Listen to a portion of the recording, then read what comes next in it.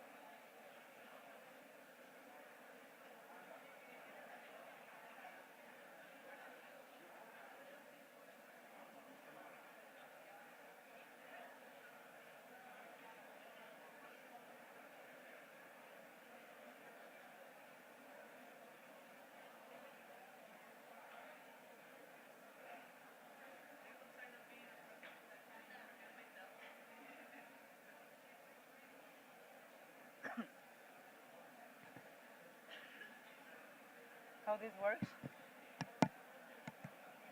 And do you have a script? you're doing the introduction now, and then we're moving to the general debate. Okay? And this is the full scenario. Ah, okay. Okay, for after the general Okay. debate. How this works? I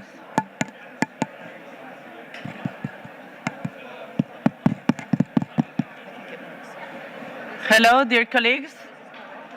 ¿Sí se oye? That's correct. That one's correct, yes.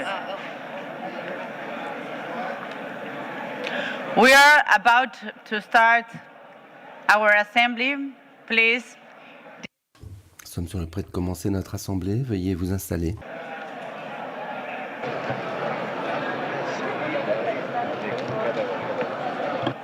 Thank you.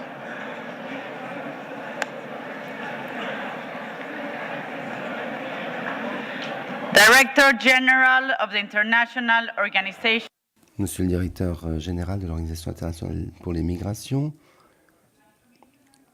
Monsieur le haut-commissaire des Nations Unies aux droits de l'homme, Monsieur le haut-commissaire des Nations Unies pour les réfugiés, secrétaire général de l'UIP, membre et président des parlements, invités, mesdames, messieurs,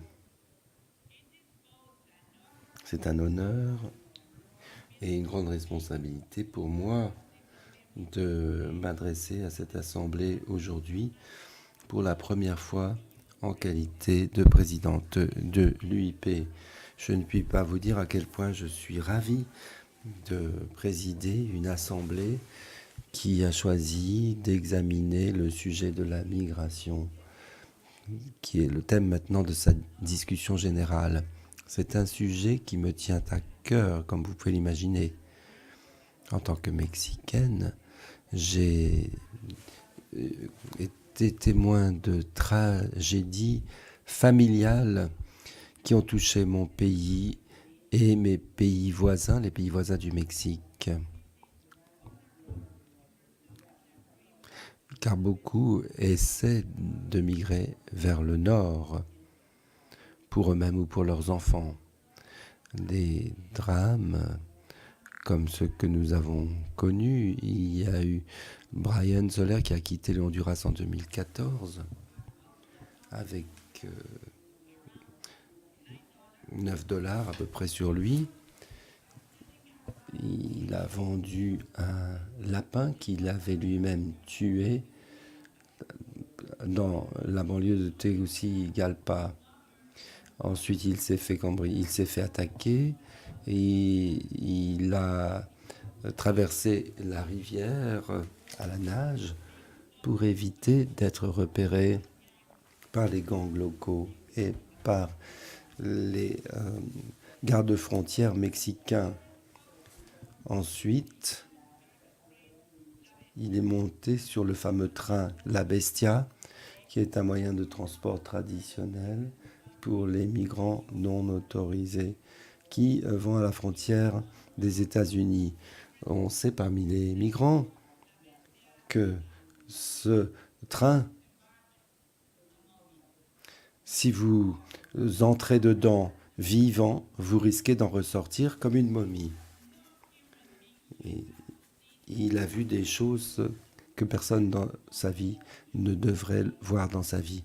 Des femmes enceintes qui perdent leur enfant après être tombées, des filles de son âge, peut-être des amis, qui étaient attaquées sexuellement par des trafiquants de personnes humaines.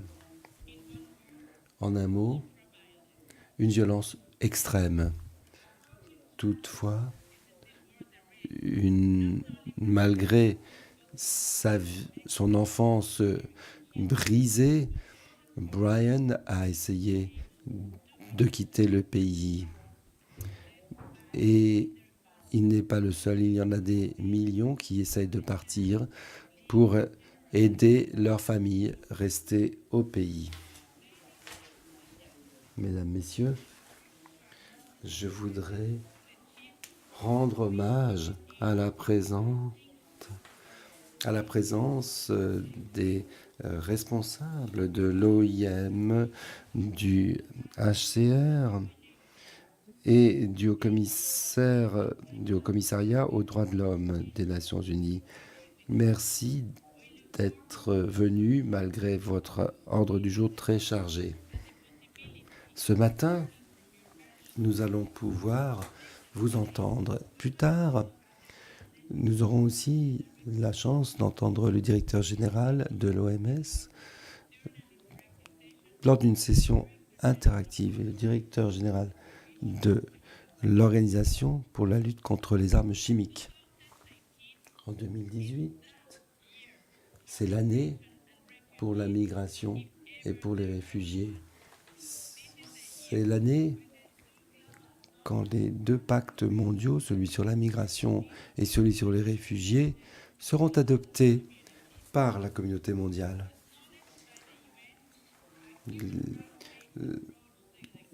Une approche fondée sur les droits de l'homme dans le domaine de la migration est une épreuve pour la coopération internationale. Il y a un chiffre estimé de presque 260 millions de migrants dans le monde, migrants internationaux. Une augmentation de 49% par rapport à 2000. Notre monde devient donc un monde de migrants. La plupart des gens migrent de façon illicite. Il n'est pas un secret qu'il y a des millions de personnes qui ont recours à la migration par nécessité. Il y a aussi les déplacés contre leur gré. À ce jour, on estime qu'il y a quelques 50 millions, donc 20% de la population de migrants, qui se trouvent en position de migrants illicites.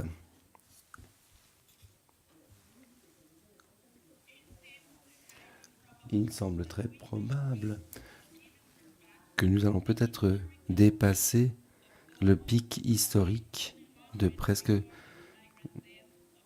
1500 morts qui avaient été enregistrés en 2016. Il faut donc construire un cadre de coopération internationale pour lutter contre cette tendance. C'est urgent. Mesdames, Messieurs, en particulier, notre débat général pendant cette assemblée va recenser les moyens de documenter la situation des migrants en se fondant sur des données probantes. Nous devons créer des législations sans nous fonder sur l'orientation politique. Les 22 millions de réfugiés dans le monde et surtout les 65 millions de personnes déplacées par la force sont des agents du changement chez eux et dans les pays d'accueil. Il faut donc avoir un débat pour parvenir à des recommandations et nous allons adopter un document à la fin de l'atelier organisé sur la protection des réfugiés. Vous aurez remarqué un grand changement. Vous aurez noté, la présence d'une grande tente dans ce bâtiment. C'est une véritable tente de réfugiés que le HCR a installée ici. Et nous voudrions que vous sentiez ce que cela représente que d'être pendant quelques secondes dans la situation d'un réfugié. Je vous invite donc à vous rendre à cette tente et à imaginer pendant quelques instants à quoi cela peut ressembler pour des femmes, des enfants, de se retrouver dans cette situation pendant des semaines, parfois des années, sans vie privée. Prenez un instant pour aller dans cette tente. Essayez de vous lever dans cette tente et imaginez-vous ce que cela pourrait représenter que d'être réfugié. Cette tente figure ici dans l'entrée de ce centre de congrès. Mais imaginez ce que ça pourrait être si la tente était dans un endroit où le climat est hostile. Imaginez ce que les gens sont prêts à subir pour essayer d'arriver à une vie nouvelle. Nous avons une exposition sur la migration et le changement climatique. Examinez ces photos qui sont très éloquentes. Je vous invite à reconnaître que nous avons la capacité, en tant que parlementaires, de changer les choses. Il faut arrêter de considérer la migration comme un problème. Voyons-y à la fois une difficulté et une possibilité pour toutes les parties prenantes. Identifions les moteurs de la migration. Tournons-nous vers la tendance historique et voyons comment nous pouvons prendre en charge ce phénomène de façon plus humaine et équitable. Essayons de rendre le passage plus sûr. Protégeons les migrants les plus fragiles, les femmes et les enfants. Et essayons de faire en sorte que ces migrants soient mis en valeur pour leurs talents dans nos sociétés. Nous devons aussi non seulement accomplir un travail important pendant cette assemblée, nous devons aussi envisager le changement des récits, des discours que l'on entend souvent. Beaucoup de cela dépend d'un changement de mentalité. Nos mandants considèrent les migrants comme des frères et pas comme des étrangers qui viennent voler leur travail. Beaucoup de dirigeants politiques dans le monde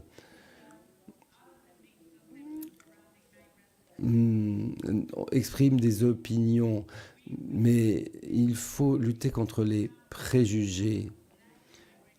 Il faut des politiques de migration nationale équilibrées. L'utilisation de slogans populistes, presque xénophobes ou haineux, c'est une astuce utilisée par des politiques pour gagner des voix. Alors, il faut construire des passerelles plutôt que des murs entre nos pays. Soyons le lieu du dialogue, que les parlements soient le lieu où nous discutons de ce que l'on peut faire pour que ces millions de personnes puissent vivre mieux. Je vous le demande. Je vous souhaite des délibérations fructueuses et des résultats concrets et utiles que nous pourrons présenter à nos pays respectifs. Et c'est un héritage tangible que nous voulons créer ici. C'est un moment important pour l'ensemble de l'humanité.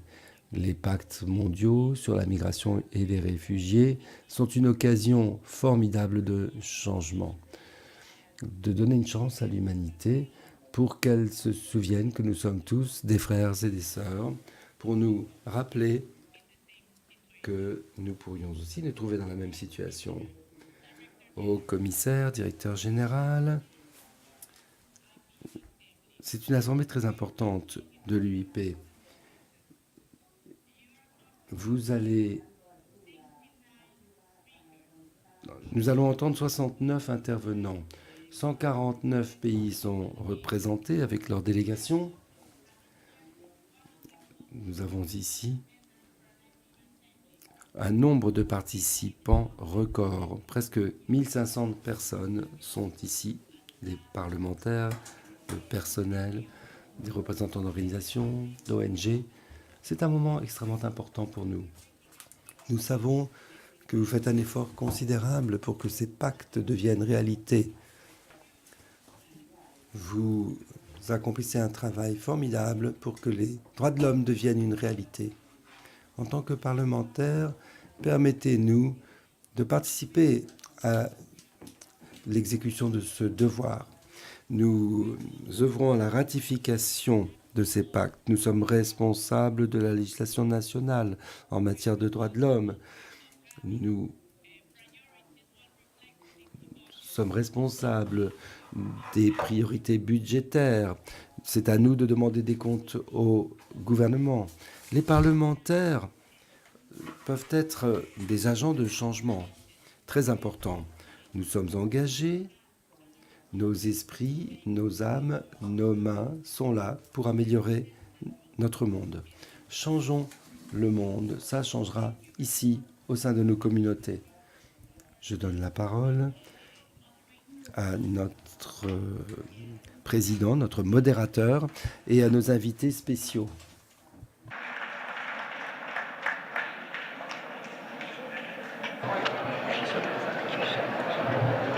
Thank you very much. My name is Merci beaucoup, je m'appelle Claire Doul, je vais animer ces débats et c'est un grand honneur pour moi d'avoir à côté de moi les directeurs de l'OIM, du HCR et du Haut-Commissaire des droits de l'homme, ainsi que la présidente de l'UIP.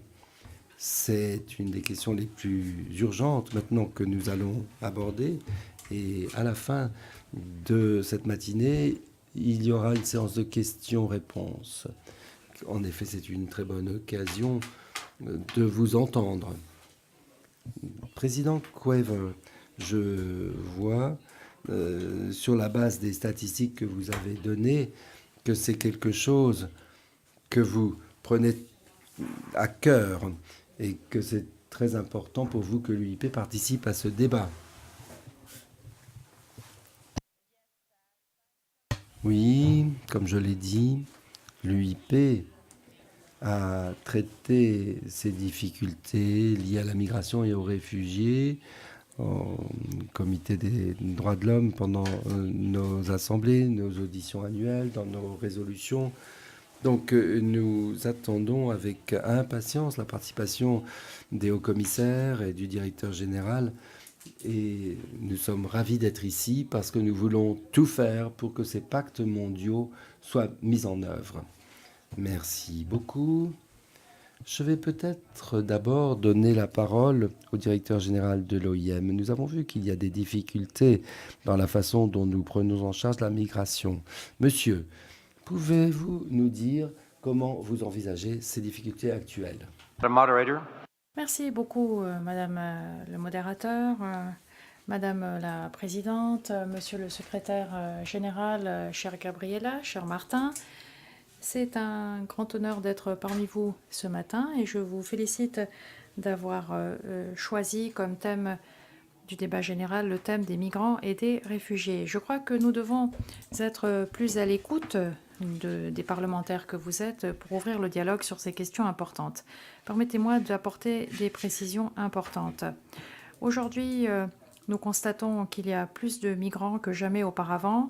La plupart des migrants se déplacent sans heurts, sans problème particulier, mais comme le secrétaire général l'a dit, lui-même est un migrant, il l'a expliqué, il est migrant, mais il n'a pas dû emprunter une embarcation de fortune pour traverser la Méditerranée ou se cacher à l'arrière d'un camion pour franchir la frontière. Il a pu traverser les frontières sans... Or, malheureusement, il y a plus de migration forcée depuis la Deuxième Guerre mondiale, au moins 65,6 millions. Le HCR nous communique ces chiffres et je crois que ces chiffres sont tout à fait d'actualité et augmentent tous les jours. Mais les moteurs de la migration forcée sont tels que les migrations resteront une tendance importante de notre époque. Nous avons une personne sur 7 sur la planète qui peut être considérée comme migrant. Ma propre famille est éparpillée sur tous les continents aujourd'hui. Les facteurs qui expliquent ces migrations sont multiples. Nous avons 9 ou 10 conflits armés, que ce soit en Afrique, dans la baie du Bengale, et nous voyons qu'il y a également de grandes zones d'instabilité et nous n'avons pas de solution à court terme ou moyen terme à l'horizon. Le changement climatique, d'autre part, pousse de plus en plus de gens à émigrer, la demande de main-d'œuvre, la fracture démographique entre le sud où l'âge moyen est de 15 ans et le nord où on a un âge moyen d'environ 50 ans. On a le chômage de masse des jeunes, on a les personnes au nord. Donc le nord est vieillissant et a besoin de main-d'œuvre. Et cela va se poursuivre. D'autre part, vous, parlementaires, vous avez entre les mains au moins 3 fonctions qui vous permettent d'être une force positive pour lutter contre l'immigration forcée. Vous avez le pouvoir d'élaborer des politiques. Vous pouvez mettre en place une approche globale, complète des migrations. Vous avez l'autorité législative d'adopter des lois. Vous avez la possibilité de créer des filières régulières de migration pour pourvoir les emplois, pour mobiliser les compétences requises. Vous pouvez adopter des politiques pour faire en sorte que l'intégration soit un succès. Et les événements récents ont été le résultat d'intégration qui ont échoué. Ce ne sont pas des migrants qui sont arrivés la veille, mais des citoyens qui ont ressenti une certaine aliénation. Vous avez le pouvoir d'adopter des législations de lutte contre la traite des personnes, vous pouvez décriminaliser les migrants, vous pouvez donner accès aux services publics aux migrants. Peut-être certains pensent-ils qu'ils viennent pour profiter de nos services publics, mais on peut également considérer que c'est dans l'intérêt général d'avoir des migrants en bonne santé et des enfants migrants éduqués. Et puis vous avez le pouvoir de soutenir le pacte mondial sur les migrations sûres, ordonnées et régulières. Et puis vous avez le pouvoir de façonner l'opinion. Ce que vous dites va influencer les gens et va conditionner des réactions xénophobes ou le contraire. Il faut que vous leur expliquiez que les migrations ont toujours été extrêmement positives. La plupart de nos pays ont été bâtis grâce aux migrants. Cela reste le cas aujourd'hui. Ils représentent 3% de la population mondiale, mais ils représentent 9% de la richesse mondiale en PIB. Et on a des enfants de migrants ou des migrants eux-mêmes qui sont parmi les mieux classés au classement Forbes, par exemple. Et puis vous avez la possibilité de déterminer le budget. Vous gérez les cordons de la bourse et vous pouvez décider combien on va allouer à ces activités. Et je conclurai en disant que les migrations ne sont pas un problème à résoudre. Les migrations sont une réalité humaine qui est aussi ancienne que l'humanité et il est de notre responsabilité d'apprendre à gérer les migrations. Merci. Thank you very much. Merci beaucoup.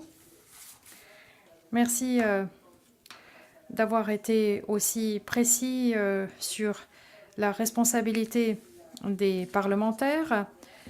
Vous avez mentionné le pacte mondial. Compte tenu de ces défis, qu'attendez-vous du pacte mondial? En quelques mots, nous avons énormément de personnes qui se déplacent, qui n'ont pas droit à une protection formelle en vertu de la Convention de 1951. Ce sont essentiellement des femmes, plus de 50% des migrants sont des femmes, qui ne vont pas forcément rejoindre un conjoint, mais qui sont en train de rechercher une carrière professionnelle. Il y a des victimes de la traite, des personnes, il y a ceux qui souhaitent rejoindre des membres de leur famille, il y a de nombreux mineurs non accompagnés qui cherchent du travail, tout simplement. Et il y a bon nombre de jeunes gens qui cherchent du travail en Libye, par exemple. Ils ne sont pas des criminels, ils n'ont rien fait de mal, mais simplement ils sont à la recherche d'un sort meilleur. Nous avons déjà parlé du rôle du HCR, vous avez la Convention de 1951 qui protège les réfugiés. Monsieur le Haut-Commissaire, pouvez-vous nous expliquer pourquoi le pacte mondial est si important pour vous? J'aimerais, tout comme Monsieur Swing, remercier l'Union interparlementaire de nous avoir invités ici aujourd'hui et plus particulièrement la présidente Cuevas, le secrétaire général et remercier vous tous. Pourquoi est-ce important? Eh bien, pour un certain nombre de raisons. Vous avez entendu qu'il y avait énormément de personnes qui se déplaçaient sur notre planète. Une grande partie de ces personnes sont des réfugiés, donc des gens qui ne choisissent pas d'émigrer de leur propre chef, mais qui sont contraints de partir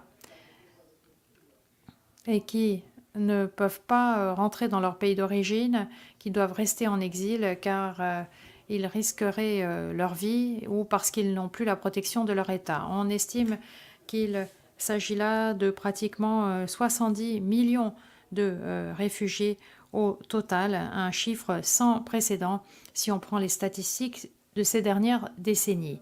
Les réfugiés restent en exil pendant des périodes de plus en plus longues.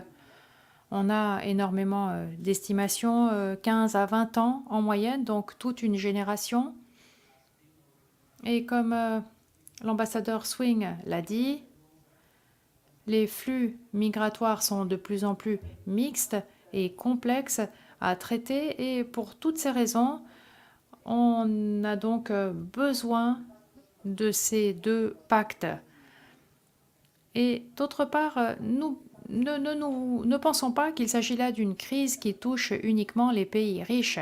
C'est ce que l'on a tenté de dire avec l'arrivée des personnes en Europe ces derniers temps. Mais 86% de ces réfugiés ou migrants arrivent dans des pays à revenus intermédiaires ou à faible revenu. Il ne faut pas penser que ces gens vivent essentiellement dans des camps de réfugiés.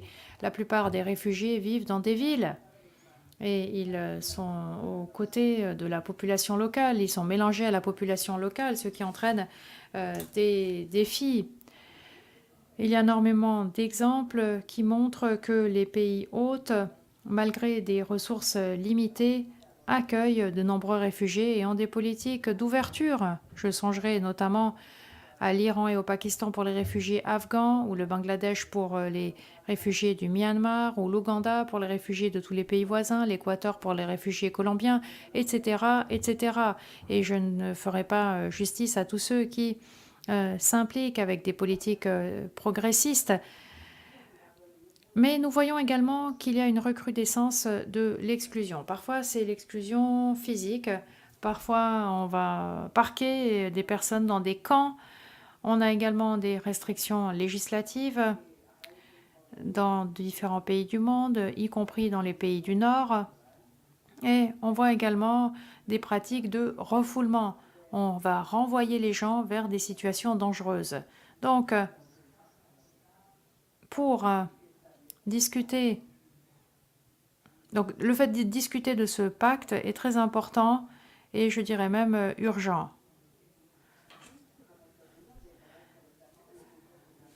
Et les principes fondamentaux inscrits dans la Convention de 1951 et dans les instruments régionaux qui dépassent même cette Convention de 1951 pourront donc être réaffirmés et on pourra également voir comment cette responsabilité, qui est une responsabilité internationale, est partagée dans la pratique. Voilà ce que souhaite faire ce pacte mondial sur les réfugiés. Et je conclurai en m'adressant aux parlementaires que vous êtes pour dire que ça sera certainement une occasion de réfléchir à un phénomène inquiétant qui a été évoqué par Madame Cuevas et Monsieur Swing, c'est-à-dire la politisation des réfugiés, des migrants, des étrangers. La présidente Cuevas l'a dit, c'est une réponse bon marché, entre guillemets. Je serais d'accord avec ces réfugiés que l'on accuse de voler les emplois des locaux ou d'être responsable de l'insécurité, alors que bien souvent, ce sont des gens qui fuient des situations dangereuses pour leur vie même. Je dirais donc que dans votre vie politique, dans vos discours politiques, il faut rectifier cette vision et dire que l'on peut sauver des vies, on peut offrir une protection à des personnes qui n'ont plus cette protection et on peut rechercher des solutions à ces déplacements de population de façon déterminée et en s'appuyant sur des principes. Merci, Monsieur le Haut-Commissaire. Vous avez dit qu'il y avait 2 pactes mondiaux. Très brièvement, pouvez-vous nous dire s'ils sont liés? Quel est le lien qui existe entre eux? Bien entendu, il s'agit là de 2 pactes distincts parce que les réfugiés sont un groupe très particulier qui fuit pour des raisons précises qui doivent être distinguées des migrants. Il ne faut pas oublier non plus que le corpus de droit international relatif aux réfugiés est très développé, plus que pour les migrants. Et donc, les 2 pactes ne partent pas du même plan sur l'aspect juridique, mais il y a évidemment des recoupements, des points communs, avec des risques qui sont comparables, le risque de traite des personnes, de trafic clandestin, et nous essayons de travailler en synergie avec nos collègues qui travaillent sur le pacte mondial sur les migrations pour qu'il y ait un renforcement mutuel entre ces instruments. Très bien, donc cohérence entre ces 2 pactes mondiaux, Monsieur le Directeur Général. Oui, effectivement. Et c'est la raison pour laquelle le Haut-Commissaire et moi-même travaillons en étroite collaboration, ainsi que nos équipes. Le Haut-Commissaire a même a permis le détachement d'un collaborateur à plein temps chez lui pour garantir cette continuité. Effectivement, les réfugiés ont un ancrage juridique plus marqué avec la Convention de 1951. Mais je dirais que en 2016, fin 2016, c'était la première fois que les États se sont réunis pour traiter de cette question des migrants. Donc c'est un territoire nouveau et nous espérons que nous pourrons trouver une solution qui sera dans l'intérêt des 2 groupes. Monsieur le Haut-Commissaire aux droits de l'homme, j'aimerais vous intégrer à ce débat. De plus en plus de personnes sont des migrants dans le monde, ils sont vulnérables. Quels sont les défis que l'on voit aujourd'hui pour la défense de leurs droits de l'homme et la protection et la promotion de leurs droits de l'homme? Merci beaucoup, Claire. Bonjour à tous. J'aimerais, Madame la Présidente, Monsieur le Secrétaire général, chers collègues des Nations Unies, dire que tous ceux qui se déplacent à travers le monde ont le droit de faire en sorte que leurs droits soient respectés, quelle que soit leur nationalité ou leur lieu d'origine. Nous assistons à des prises de position xénophobes dans le monde, et après avoir entendu les 2 intervenants précédents, on se demande comment il est possible que des pays qui ont accepté un nombre important de réfugiés, comme Philippe l'a dit, sont les pays qui en même temps disent il faut contrôler les frontières et il faut voir qui traverse nos frontières, car il peut y avoir des éléments extrémistes qui voudront nous faire du mal. Et on a l'impression que l'on a dans tout le discours qui est véhiculé des propos porteurs de malveillance et de méfiance, ce qui n'est pas une bonne chose pour nos enfants ni pour l'avenir de la planète. Et nous devons nous demander si nous n'avons pas abandonné les idées qui ont émergé après la Deuxième Guerre mondiale, et si nous souhaitons vraiment verrouiller nos pays et verrouiller nos esprits avant même de verrouiller nos frontières. Si on souhaite améliorer le sort de tout un chacun, il faut commencer par garantir la protection à ceux qui sont les plus vulnérables. Il faut éviter la criminalisation des migrants irréguliers. Il faut éviter la détention des enfants et la détention doit être une solution de dernier recours et pas de premier recours. Or, c'est ce que l'on voit dans bien des pays. Il faut éviter des renvois collectifs, des pratiques de refoulement vers des pays qui manifestement ne sont pas sûrs. Et il faut développer d'autres solutions pour garantir et permettre la migration légale. Ce qui m'a frappé, et certains d'entre nous qui étaient à Davos au début de l'année l'ont certainement vu, à Davos, l'une des personnalités les plus importantes était le PDG d'une des sociétés de recherche sur l'intelligence artificielle qui est le fils d'un chauffeur de taxi syrien. Et c'est lui qui va influencer l'évolution de la planète en matière d'intelligence artificielle. Or, il est issu de cet horizon. Donc, l'idée, ça serait d'avoir une autre trajectoire. Il est important de respecter les principes et les lignes directrices. Au début de ce mois-ci, la délégation du Mexique ainsi que 15 autres pays se sont félicités au Conseil des droits de l'homme des principes de protection des droits de l'homme des migrants en situation vulnérable qui ont été rédigés par le Haut Commissariat et je demanderai à tous les parlementaires ici présents de bien vouloir l'examiner et de nous rejoindre dans une campagne sur les réseaux sociaux qui s'appelle Stand Up for Migrants, donc hashtag Stand Up for Migrants. Merci. Thank you, Jen. Merci beaucoup, messieurs. Eh bien, je sais que vous êtes impliqués de près dans la négociation de ces pactes.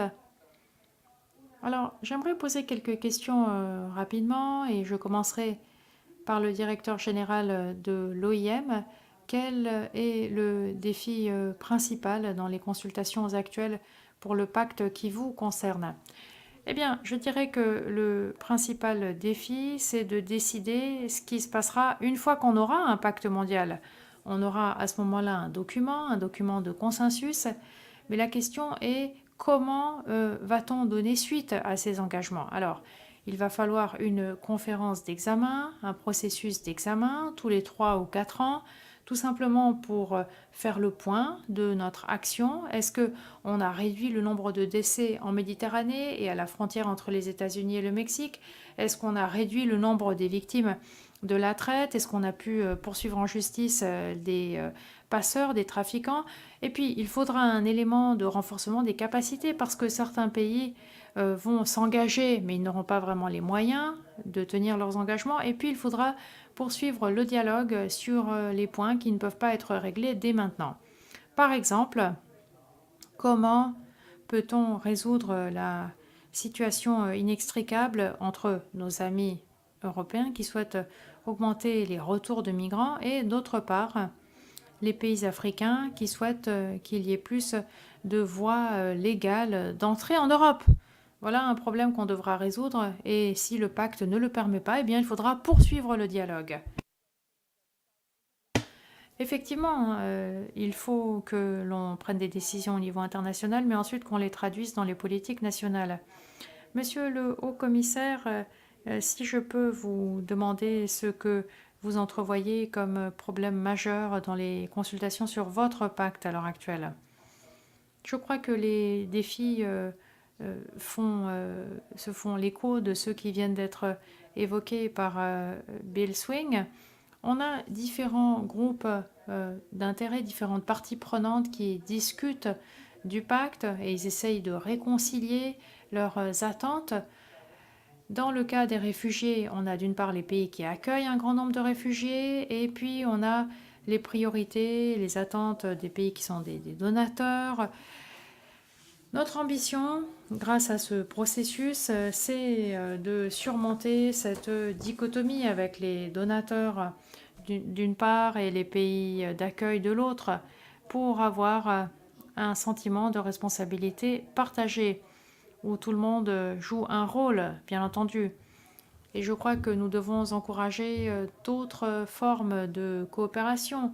La réinstallation, malheureusement, la réinstallation est en diminution. Donc le fait de réinstaller les réfugiés dans un autre pays, alors qu'on devrait avoir une augmentation du nombre de réinstallations, mais également les bourses, les programmes de formation, les visas humanitaires, d'autres formes de migration légale pour les réfugiés des pays pauvres vers des pays dotés de plus de ressources. Nous essayons de trouver un moyen dans le pacte de l'institutionnaliser sans le rendre contraignant, mais d'avoir davantage un engagement partagé. Et comme nous l'avons vu en Europe il y a quelques années, c'est un point qui est une source de préoccupation au niveau mondial pour tout le monde. Merci beaucoup. Nous avons là des problématiques récurrentes de partage des responsabilités. Monsieur le haut-commissaire aux droits de l'homme, quels sont selon vous les défis principaux qu'on aura à relever par la suite? Eh bien, je pense que les défis sont assez évidents. Il y a une délégation qui a une position selon laquelle la diversité est une menace. Les migrations ne doivent pas être encouragées et cette délégation le dit avec force, mais je suis certain que cet avis est partagé par d'autres pays qui ne s'expriment pas de façon aussi virulente. Nous sommes en désaccord avec une telle vision, cela va sans dire, parce que si on voit les choses ainsi, si on présente les choses ainsi, nous allons droit à la catastrophe. Donc, nous souhaitons dire pour notre part que si vous demandez une protection pour votre peuple, il faut le demander pour tout le monde. Nous sommes une seule communauté mondiale et si l'on se contente du plus petit dénominateur commun, alors tout le monde sera perdant. L'histoire nous l'a montré. Et je crois que si nous acceptons cela, nous serons face à des difficultés.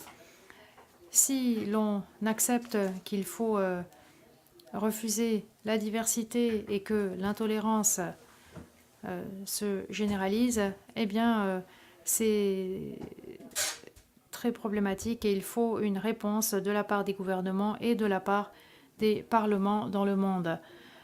Mais je dirais qu'indépendamment des pactes, il y a également cette problématique au niveau plus général à travers le monde. Merci beaucoup pour ces paroles de mise en garde. Est-ce que vous entrevoyez des perspectives d'optimisme, d'espoir, d'innovation dans le cadre de ces consultations? Eh bien, je crois que ce qu'il faut rappeler et qui a été rappelé ce matin dans la présentation, c'est que une petite partie de la population mondiale est en déplacement, 3 à 5%, contrairement au tourisme où on a plus de 1,2 milliard de personnes qui chaque année vont faire du tourisme dans d'autres pays. Donc compte tenu de cela, on peut dire qu'il y a bien une psychose, une hystérie de masse, une tendance à basculer dans l'extrémisme puisqu'on n'a que 2 à 3% de personnes qui sont des migrants dans le monde. Et je pense qu'il faut absolument resituer les choses dans leur contexte, rappeler quelles sont les proportions, quelle est l'ampleur du défi et ouvrir des filières légales. Le fait d'alimenter la haine et des propos détestables de cet ordre-là n'est pas souhaitable. Or, malheureusement, bon nombre de politiciens le font. Il faut absolument lutter contre cette tendance, car sinon, nous sommes face à une situation très périlleuse.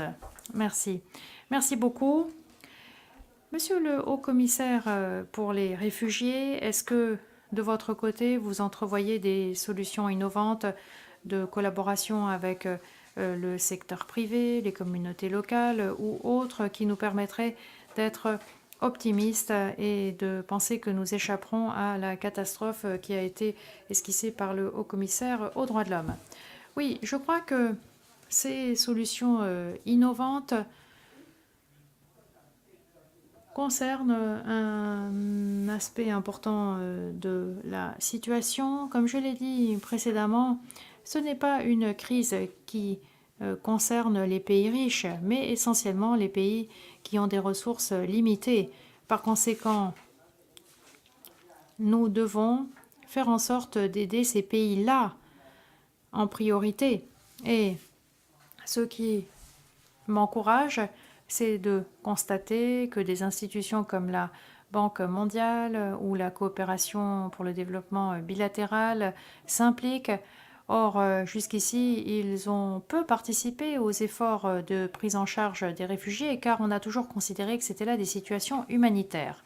Si un réfugié reste en exil pendant 20 ans, ce réfugié, très clairement, ne peut pas être pris en charge uniquement grâce à des couvertures et à des médicaments. Il faut que ces gens aient accès à une éducation, qu'ils puissent gagner leur vie.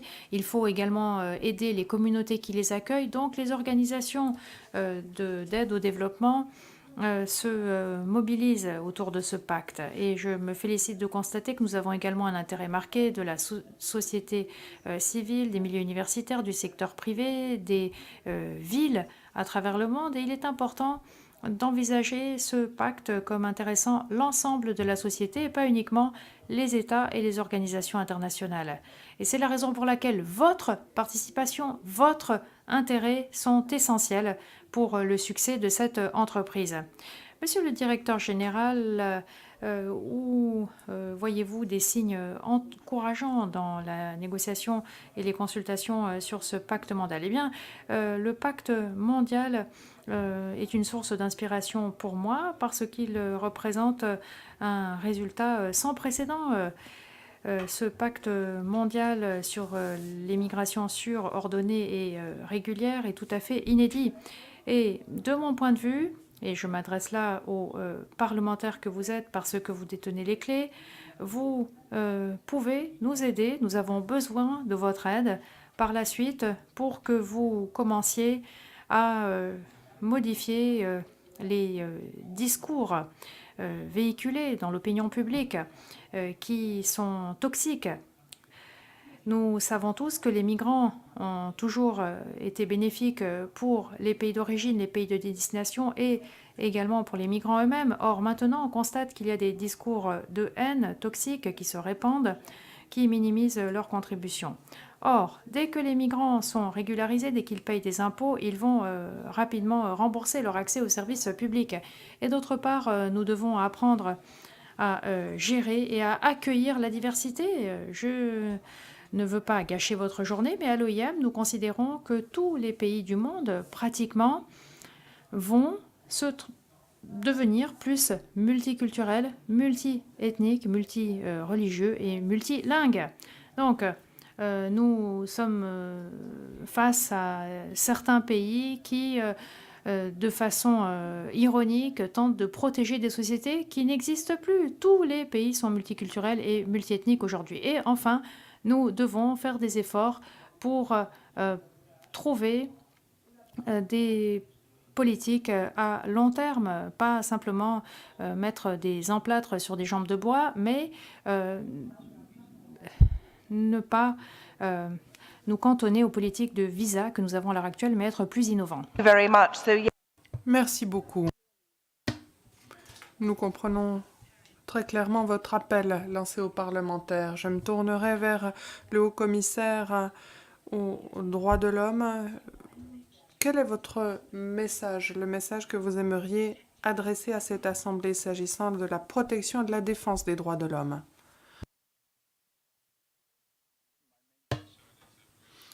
Ma préoccupation numéro 1, c'est de voir la désintégration progressive de l'ordre mondial. les lois internationales qui ont été mises en place pour réglementer nos comportements, l'absence de bon sens dans le discours public, alors que l'on met en avant le bénéfice à court terme. Et on voit que l'on a beaucoup de mal à penser aux devoirs que l'on a envers les générations futures. Je me demande s'il sera possible de reconstruire ce que nous sommes en train de détruire sans devoir faire face à un cataclysme. Je parle de problématiques immenses dans le domaine des droits de l'homme, notamment. Si nous pensons aux plus vulnérables, les migrants irréguliers qui sont l'objet d'attaques avec peu de personnes venant à leur défense. Et c'est ainsi que l'on peut comprendre que d'autres personnes sont tout aussi exposées. Et cette base du droit international est en péril.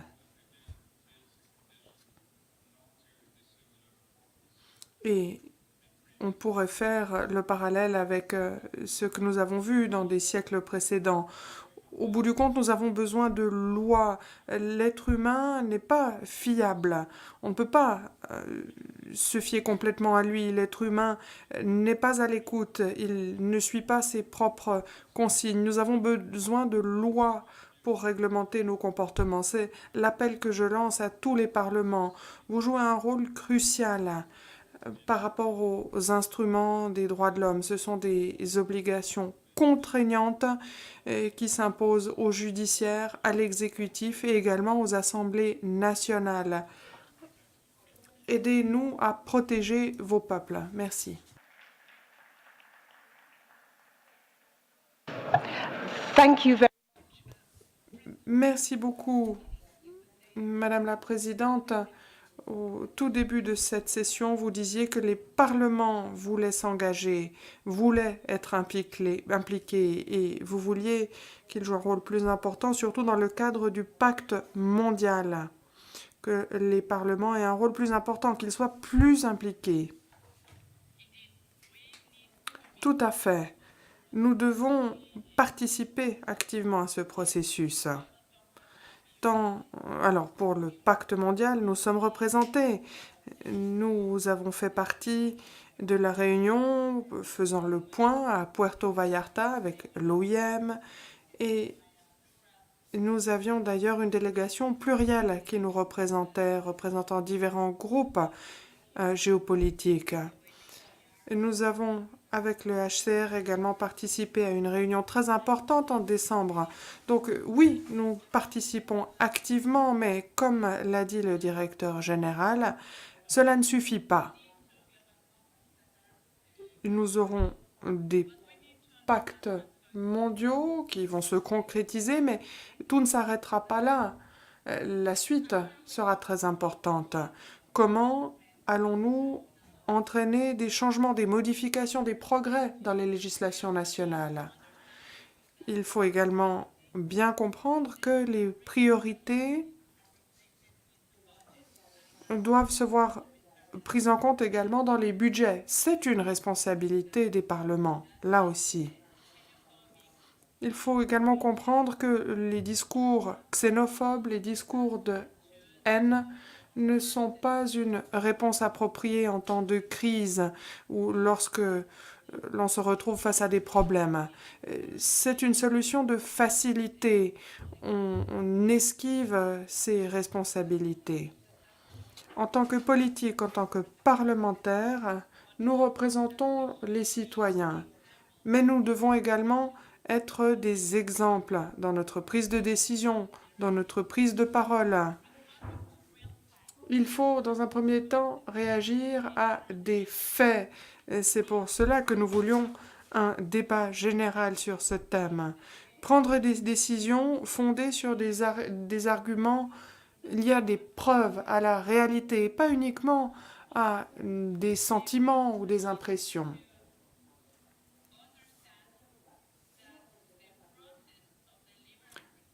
Le processus de concrétisation, de résultats concrets, nécessite une partie d'application. national, international et aussi au niveau des communautés locales. C'est tout à fait indispensable. Merci beaucoup, madame. J'attire votre attention sur le fait qu'il y a un partenariat très fort qui unit l'UIP et ses institutions. Et il y a donc ces manuels sur les droits de l'homme, la migration et les réfugiés. Je vais maintenant vous donner la parole. Nous aurons le temps de prendre 3 questions. J'aimerais vous demander si vous avez des questions à poser. Merci de me dire à qui vous adressez votre question. La représentante de l'Italie. Je vous en prie, madame. My question is to... J'ai une question pour le haut-commissaire pour les réfugiés. Vous dites que le contenu du pacte mondial ne devrait pas uniquement contenir des principes, mais donner des directives concrètes sur le partage de responsabilités. Alors je suis absolument d'accord, mais le problème existe. Nous sommes en Europe, l'Italie se trouve à la frontière sud de l'Europe. En 2016, nous avons accueilli 180 000 personnes l'an dernier, un peu moins. En Europe, nous partageons les mêmes règles. Malheureusement, ces règles ne sont pas appliquées. Et nous avons eu l'impression d'être laissés de côté. Nous sommes tout seuls face à cette responsabilité qui repose uniquement sur nos épaules. Dans le pacte, pourriez-vous envisager des moyens concrets d'appliquer dans la réalité ce partage de responsabilité? Est-ce que j'ai le droit de poser une deuxième question? Non. Je suis persuadée que le haut-commissaire va répondre à votre question sur le partage de responsabilités dans le cadre du pacte mondial, dit la modératrice. Oui, la situation que vous décrivez concernant l'Italie et votre avis à ce sujet, eh bien, le HCR le partage dans une large mesure, nous l'avons déjà dit. Ce que j'aimerais dire ici, c'est que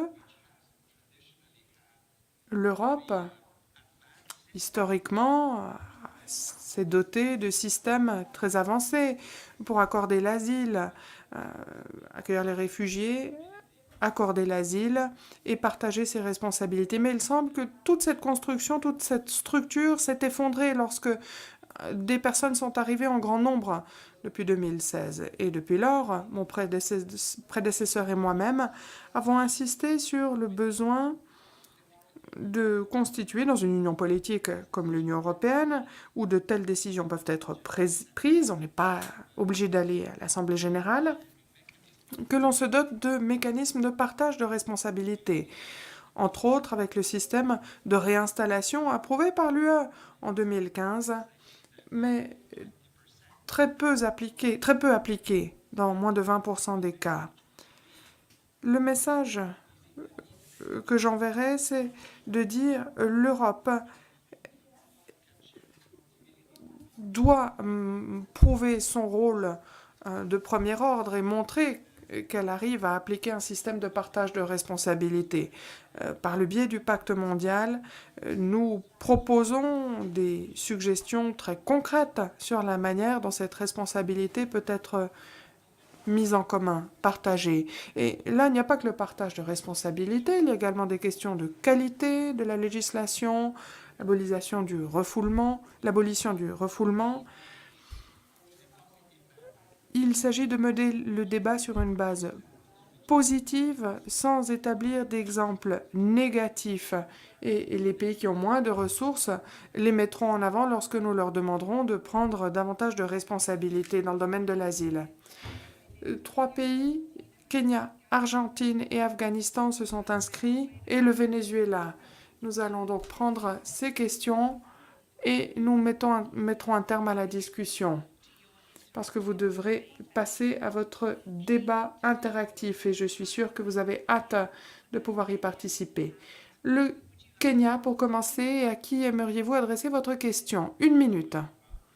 J'aimerais poser ma question au haut-commissaire pour les réfugiés, mais évidemment, tous les conférenciers peuvent répondre. Je m'appelle Kenneth Lusaka, président du Sénat kényan. Le Kenya accueille un des plus grands et plus anciens, un camp de réfugiés, Dadaab, 26 ans déjà.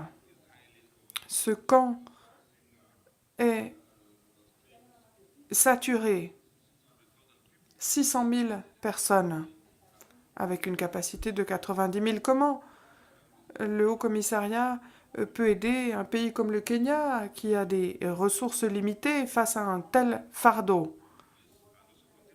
Et tenant compte des menaces que représente le terrorisme pour le monde entier. Parce que certains camps peuvent devenir des incubateurs ou un terreau fertile pour le terrorisme. Que peut-on faire? Travailler avec un pays comme le Kenya pour continuer d'accueillir des réfugiés sans pour autant mettre en danger leur propre sécurité nationale. Merci beaucoup, Monsieur le Haut-Commissaire. Que pouvez-vous faire par rapport au Kenya, un des pays qui accueille un grand nombre de réfugiés? Oui, je ne vais pas entrer dans trop de détails concernant le cas spécifique mentionné par le président du Sénat kényan, situation que je connais bien et que j'ai déjà abordée dans des discussions avec le gouvernement kényan. En bref, la démarche que nous mettons à l'épreuve, ce que nous essayons de faire en vue du pacte mondial en particulier, c'est une démarche de cadre de réaction complète dans le domaine des réfugiés. Cela a été mentionné hier dans une réunion à laquelle beaucoup avaient participé. Cela s'applique dans une large mesure au Kenya et à d'autres pays qui accueillent de grands nombres de réfugiés. Nous encourageons les organisations du développement qui ont des ressources bien plus importantes à intervenir pour soutenir ces mesures et compléter l'aide humanitaire qui est limitée en investissant dans tous les domaines qui sont concernés par la présence des réfugiés, l'environnement, l'infrastructure, les services publics, surtout dans des situations qui perdurent comme celle que vous avez mentionnée. C'est un des aspects du pacte mondial, s'il est institutionnalisé, qui va réellement changer la donne pour des situations comme celles que vous avez décrites dans des zones où il y a peu de ressources et où le climat peut également être un problème. Pour des raisons de temps, nous allons prendre les questions de l'Argentine et de l'Afghanistan et du Venezuela de manière globale. Je me tourne vers l'Argentine, vous avez la parole.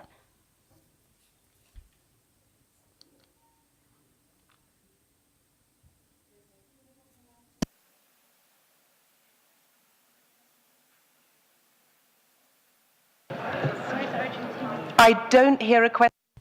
Je n'ai pas entendu la question de l'Argentine. Nous allons donc passer à l'Afghanistan. Merci, Madame la modérateur. J'ai une question, une toute petite intervention que j'aimerais faire. Ma question s'adresse au haut-commissaire des Nations Unies pour les réfugiés, Monsieur Grandi. Merci d'avoir mentionné l'Afghanistan, le problème de la crise des réfugiés et de la migration dans un pays qui a subi 40 ans de guerre et qui continue de subir les affres de la guerre. Vous avez parlé de la politique de nos pays voisins. J'aimerais savoir quelle est l'approche du Haut-Commissariat s'agissant des déportations forcées et massives de réfugiés en fonction de la température politique. Deuxième remarque, tant à l'attention du Haut-Commissaire pour les réfugiés, le directeur général de l'OIM, que j'ai eu l'honneur de rencontrer, les enfants non accompagnés sans nationalité et les femmes. On devrait répondre à leurs besoins immédiats, mais après une année, qu'advient-il de ces enfants? Nationalité, identité, et puis on pense notamment aux enfants Rohingyas. Merci. Merci beaucoup. Je me tourne maintenant vers l'Allemagne pour votre question. Merci beaucoup de nous donner la parole. La semaine dernière, la Banque mondiale a publié un rapport très préoccupant dans l'Afrique subsaharienne, l'Amérique latine, l'Asie du Sud, plus de 140 millions de personnes pourraient perdre leur logement d'ici à 2050 à cause de manque d'eau ou par rapport à l'élévation du niveau de la mer. C'est déjà une des conséquences de la crise climatique. Pour des millions de personnes, des pertes incroyables. Quelle est la réaction de la communauté internationale? Que peut-on dire? Je me souviens que le président de Tuvalu a dit « Nous ne sommes pas des réfugiés, nous avons tout perdu, nous ne pourrons pas rentrer chez nous. Que proposez-vous pour faire face aux conséquences terribles qu'a la crise du climat ?» Merci, je n'ai pas oublié le Venezuela. Je vous en prie, vous avez la parole pour poser votre question. Merci beaucoup. Merci de nous donner la parole. En effet, le Venezuela était un pays qui accueillait des migrants et qui désormais envoie des migrants. Récemment, le haut-commissaire des Nations Unies pour les réfugiés a présenté un communiqué par le biais de son porte-parole dans lequel il demandait au pays que les Vénézuéliens puissent jouir d'un traitement spécial. Quoi qu'il en soit, le gouvernement vénézuélien ne semble pas comprendre la situation, quoi qu'il en soit, ne prête aucune attention à cette migration massive. Des milliers de Vénézuéliens traversent la frontière pour aller en Colombie, au Brésil surtout, et qui quittent leur pays. L'Assemblée nationale a demandé à différentes instances internationales de mettre en place un couloir humanitaire autour de nos frontières. Et nous soumettons au haut-commissaire des Nations Unies pour les réfugiés ainsi qu'à l'Organisation internationale pour les migrations afin que nous puissions mettre en place des mesures pour que, ensemble, nous puissions essayer d'améliorer le sort des Vénézuéliens. Je vous remercie. Thank you very much. Merci beaucoup. Je donne la parole au Canada. Merci beaucoup, Madame la Présidente. J'ai une question à adresser à Monsieur Swing. Je n'ai rien entendu ce matin concernant le rôle du secteur privé. J'aimerais savoir quel sera le rôle du secteur privé dans ce pacte. Comment va-t-il participer? Dans le contexte canadien, nous avons toujours pensé que l'immigration, c'était ce qui faisait vivre notre économie. La diversité fait notre succès. Comment le secteur privé va-t-il participer au pacte mondial et comment faire en sorte que le secteur privé, la plus grande source de revenus pour les migrants, comment faire en sorte que ce secteur privé comprenne que la diversité est un des besoins pour la réussite. Par exemple, Microsoft a récemment déplacé 1000 emplois des États-Unis pour aller au Canada à cause de la restriction concernant les visas imposée par la Maison-Blanche. Microsoft a pris sa décision par rapport à des chiffres et ne voulait pas rater des talents. Pourriez-vous faire un commentaire concernant le rôle du secteur privé? Merci. Merci. Je prends encore 2 questions du Soudan et ensuite nous passerons au Bangladesh. Le Soudan, quelle est votre question? Merci de nous avoir donné la parole et de nous avoir assigné cette responsabilité en tant que parlementaire afin de parler dans le cadre de ce débat. Ma question est la suivante. La réalité sur le terrain, pour ce qui est du nombre des migrants ou des réfugiés et pour ce qui est de l'endroit d'où ils proviennent et du pays d'accueil, dans quelle mesure pouvons-nous prévoir que vos statistiques et vos décisions sont prises loin de toute pression politique faite par un grand nombre d'États? Est-ce que vous pouvez relater les faits sur le terrain concernant le nombre, la réalité des faits, ainsi que les pays d'origine et pays d'accueil, loin de toute pression politique. Êtes-vous innocent de toute pression politique? Je vous remercie. Thank you very much. And Merci beaucoup. Toute dernière question, le Bangladesh.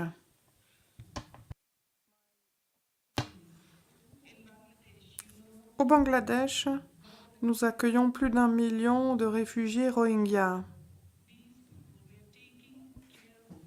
Nous nous occupons de ces personnes, nous faisons de notre mieux et nous sommes reconnaissants envers la communauté internationale pour son soutien. Mais j'ai une question. Comment faire en sorte que les persécutions des Rohingyas au Myanmar s'arrêtent? Comment faire en sorte que le Myanmar rapatrie ses citoyens dans des conditions sûres et dans la dignité? Ces personnes doivent pouvoir rentrer dans leur pays, dans leur foyer. Comment faire en sorte que le Myanmar le fera en tant que membre de la communauté internationale? Ils doivent permettre à leur population de revenir. Nous avons besoin du soutien de la communauté internationale. Merci. Merci beaucoup pour votre question.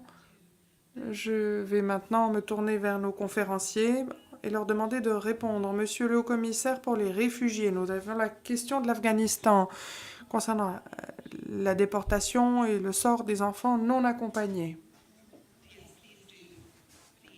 Je vous en prie. Merci. J'aimerais répondre à certaines des questions qui, me semble-t-il, concernaient les réfugiés. Le fait que vous ayez des questions diverses et importantes montre à quel point il est important que les parlements nationaux parlent de ces questions. Premièrement, 2 éléments plus généraux pour commencer. Les retours forcés et le refoulement. Ce sont 2 pratiques qui, évidemment, vont à l'encontre de l'esprit et de la lettre de la Convention sur les réfugiés, d'autres instruments dans le droit international. Une chose est certaine, ce sont des pratiques que nous décourageons, ou en tout cas que nous condamnons à chaque fois qu'elles sont signalées. C'est vrai, certains pays accueillent des réfugiés depuis très longtemps, avec des ressources en baisse et une attention moindre de la communauté internationale, sans que pour autant les conflits et les crises à l'origine de ces mouvements ne soient résorbés. C'est un problème dont il faut parler. La difficulté, c'est d'apporter un appui à long terme, après plusieurs décennies. Il faut trouver le bon équilibre, mais évidemment, nous pensons que les retours forcés sont toujours à éviter. Concernant la question du Soudan, des organisations comme la nôtre et d'autres existent justement pour cela, pour faire une sorte de tampon, pour amortir les pressions politiques qui sont inévitables dans des situations lorsqu'il y a des mouvements de réfugiés. On est dans le domaine de l'humanitaire avec un impact politique et donc je pense que c'est là qu'une organisation comme la mienne peut jouer le rôle de filtre et rappeler les principes, faire des suggestions de manière dont on peut réagir. Rapidement, je suis d'accord avec ce qu'a dit la représentante du Bangladesh. Le retour des réfugiés Rohingyas au Myanmar est un droit qu'ont ces réfugiés, mais ne pourra se faire que sur une base volontaire, ça va sans dire, et que si les conditions sont sûres et que le retour peut se faire dans la dignité. Leurs droits dans leur pays doivent être rétablis ou établis, et un travail de reconstruction et de développement doit être fait. Comme vous le savez, nous sommes engagés dans des discussions particulièrement complexes sur la question, mais nous n'avons pas suffisamment fait de progrès pour évoquer des conditions de retour rassemblées. Je reviendrai sur la déclaration du représentant du Venezuela. Il l'a dit récemment, nous avons lancé un appel à des ressources pour aider les pays, peut-être 15 pays, qui accueillent de plus en plus de Vénézuéliens qui quittent leur pays. Nous en avons parlé avec le Venezuela et nous espérons que les raisons pour lesquelles ces personnes quittent leur pays, politiques et économiques, seront également prises en compte pour que cet exode qui nous inquiète vivement s'arrête rapidement. Merci, Monsieur le Haut-Commissaire. Je vais demander au directeur général de l'OIM de répondre aux questions qui lui ont été adressées.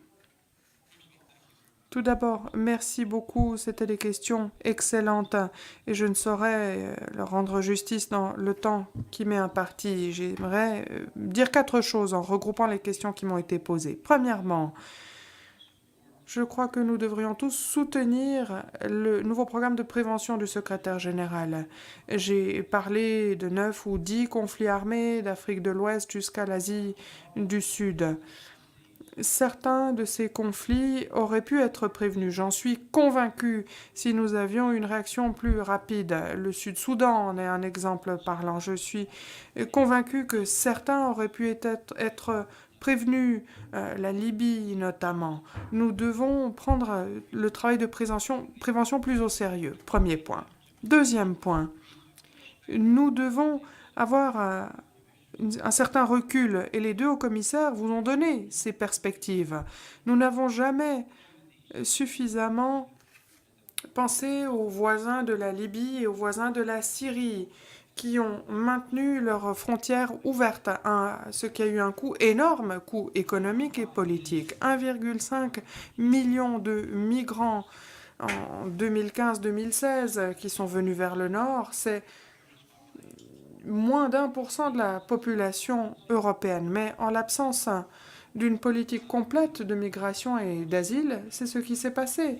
Quelques pays ont joué le jeu, ont coopéré, et les autres ont simplement dit « Non, nous ne voulons plus de migrants, de réfugiés ». Je crois qu'il faut avoir une bonne perspective.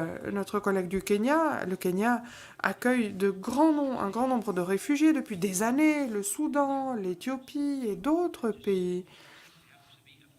Mais c'est un fait, et beaucoup ont tendance à l'oublier lorsque nous parlons de migration forcée. Le troisième élément que j'apporterai dans ce débat est le suivant. Tous ces conflits sont en compétition, entre guillemets, pour obtenir des fonds. Le haut-commissaire pour les réfugiés et moi-même avons présidé une conférence de promesses de dons il y a quelques jours pour lever 950 millions de dollars pour les Rohingyas. La représentante du Bangladesh a posé une excellente question. 950 millions uniquement pour arriver jusqu'à décembre. Et donc en octobre, nous redemanderons des fonds.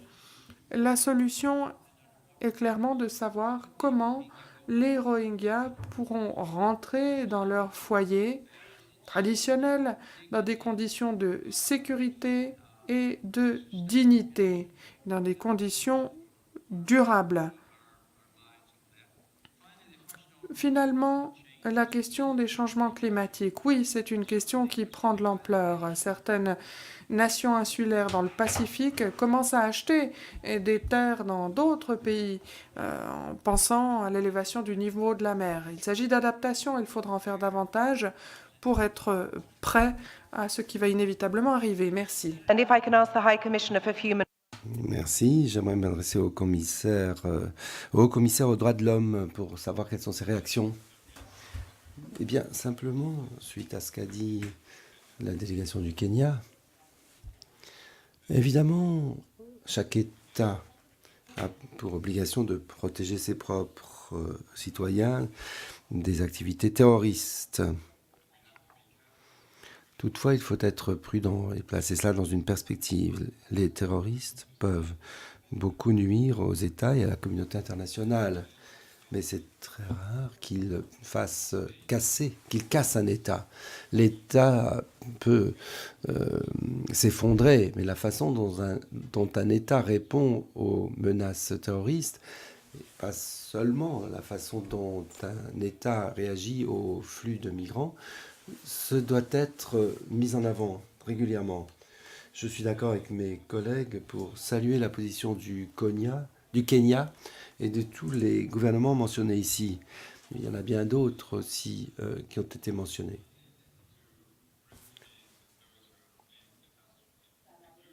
Et je pense à tous ceux qui fuient les catastrophes, y compris les catastrophes liées au changement climatique. Il faut remettre en avant l'aspect essentiel des droits de l'homme. Les examens périodiques qui portent sur tous les pays placent les parlements au premier rang. Et c'est à eux d'assurer que les États qui ont accepté des recommandations dans le cadre de ce système d'examen par les pairs peuvent être contrôlés. Disons que les exécutifs peuvent être contrôlés pour s'assurer que les recommandations sont bien mises en œuvre. Et cela, je crois, s'adresse à toutes les personnes représentées ici.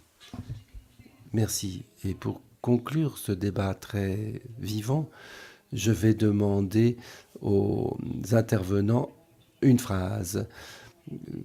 Monsieur le Président du Haut-Commissaire des Nations Unies aux réfugiés, qu'est-ce que vous voulez dire comme dernier mot? Eh bien, d'abord, je dirais merci. Et quand nous allons dans vos pays, recevez-nous, car nous pouvons parler de façon approfondie de ce qui concerne votre pays. Mais il y a un message qui a déjà été donné et que j'aimerais répéter. Vos mandants ont des préoccupations extrêmement importantes concernant l'emploi, concernant la sécurité, les valeurs.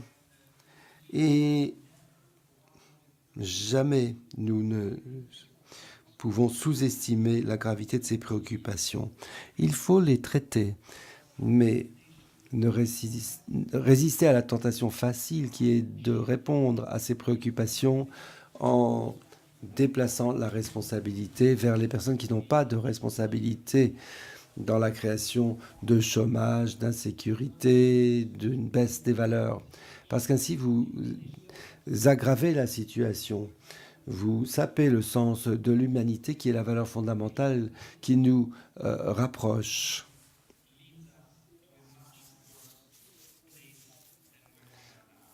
Merci. Directeur général de l'OIM, un message dont nous pouvons nous souvenir. I guess the message I would have would be that large la mobilité humaine à grande échelle est inévitable et ne va pas cesser, spécialement vu la croissance démographique qui approche 9 milliards d'habitants sur la planète. Deuxièmement, les migrations à grande échelle sont nécessaires. Si l'on veut pourvoir des postes, s'il faut des compétences, si l'économie doit prospérer, notamment vu la division entre le Nord et le Sud. Et par ailleurs, la migration est souhaitable à grande échelle si nous avons des politiques qui sont humaines, responsables et qui sont dans l'intérêt national. Et c'est pourquoi nous défendons ces positions. Et je dirais qu'à ce jour, nous devons avoir des programmes d'éducation et d'information du grand public. Nous ne pouvons pas être dans le déni. Nous ne pouvons pas souffrir d'amnésie. Nos deux organisations, le HCR et l'OIM, ont été créées en 1951 pour s'occuper des réfugiés de la Deuxième Guerre mondiale en Europe. Et donc, il faut prendre en charge ce problème plutôt que le fuir. Le haut-commissaire des droits de l'homme a la parole maintenant. Il n'y a rien de courageux, rien d'héroïque dans l'exploitation des plus faibles parmi nous, comme l'ont dit mes préopinants ce matin.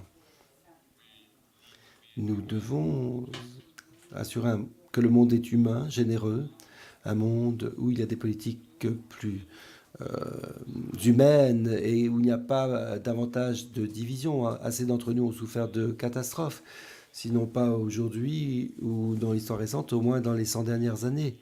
Et donc, nous devons écouter les appels des victimes et des migrants qui sentent la pression énorme de la société, qui les mettent en avant.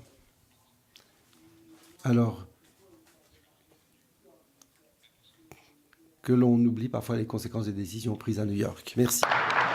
Thank you very much, and I'd like to give the Merci beaucoup. Je donne pour conclure la parole à la présidente Cuevas. I believe, and I think we all believe, in the relevance and the power. Merci. Nous sommes les parlementaires du monde entier pratiquement. Nous sommes les voix de millions de personnes. Et ces personnes nous demandent de changer le monde, de changer la réalité. Nous avons cette table ronde, mais nous devons assumer des responsabilités claires. Il faut donner suite aux pactes mondiaux, il faut donner notre perspective, exprimer notre point de vue. C'est pourquoi nous avons eu un atelier hier avec le HR et c'est pourquoi nous avons, avec les Nations Unies et avec l'OIM, une audition annuelle à New York. Et c'est pourquoi nous sommes ici, car nous devons protéger les droits de l'homme de tous. Et certains sont les plus vulnérables, les migrants, les réfugiés. Donc, si nous voulons être le Parlement des parlementaires du monde, c'est un des défis les plus importants que nous devrons relever. Donc, jouons notre part, assurons le suivi des pactes mondiaux, comme l'a dit l'ambassadeur Lacey, préparons l'avenir. Et nous avons un peu de travail intérieur à faire au niveau national dans la protection des droits de l'homme et leur défense. Et il y a aussi la question budgétaire. Donc, quels que soient les passeports, les nationalités, il faut inclure les plus vulnérables. Ce sont eux qui attendent notre voix. Merci, Madame la Présidente. Merci aux membres qui sont intervenus. Merci et désolé pour ceux qui n'ont pas pu poser leurs questions. C'est que le Malawi, le Pakistan voulaient intervenir. Nous savons tous dans cette salle que le Pakistan est un des pays qui prend le plus grand nombre de réfugiés. Ceci étant dit, merci beaucoup de votre attention.